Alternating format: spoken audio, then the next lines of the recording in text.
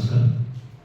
ಇವತ್ತು ನಾನು Rotary club ಮೇಲಿನ ಅಧ್ಯಕ್ಷ ವಿನಯ್ ಕುಮಾರ್ ಬಾಯಿಕೈ ಈ ಒಂದು ಪತ್ರಿಕಾಗೋಷ್ಠಿ ಕರೆಯುವ ಉದ್ದೇಶ ಸುಮಾರು 25 ವರ್ಷಗಳ ಹಿಂದೆ ರೋಟರಿ ಕ್ಲಬ್ ಬೇಲೂರುಗ್ರಾಮ ಸಂಸ್ಥೆ ಒಂದು ಸ್ಥಾಪನೆ ಆಯಿತು.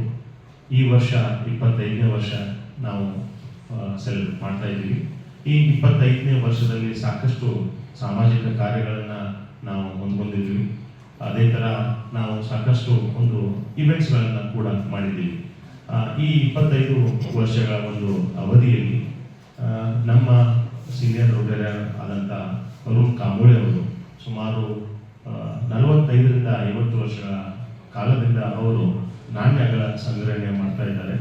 ಆ ನಾಣ್ಯಗಳ ಸಂಗ್ರಹಣೆಯ ಜೊತೆ ಒಂದು ಪೇಪರ್ ನೋಟ್ಗಳನ್ನು ಕೂಡ ಸಂಗ್ರಹಣೆ ಮಾಡ್ತಾ ಇದ್ದಾರೆ. ಆ ಒಂದು ನೋಟ್ಗಳು ಹಾಗೂ ನಾಣ್ಯಗಳ ಸಂಗ್ರಹಣೆ ಮಧ್ಯ ನಮಗೆಲ್ಲೋ ಒಂದು ಸಾಮಾಜಿಕ ಕಾರ್ಯಕ್ಕೆ ನಾವು ತೊಡಗಬೇಕಂತ ಅನಿಸ್ತು.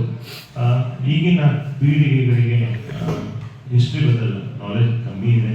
ಹೀಗಾಗಿ ಅವರಿಗೆ ಈ ಒಂದು ನಾಣ್ಯಗಳನ್ನು ನಾವು ತೋರಿಸಿ ಒಂದು 2 ದಿವಸದ ಎಕ್ಸಿಬಿಷನ್ ಮಾಡಬೇಕಂತ ಅಂದ್ಕೊಂಡ್ವಿ.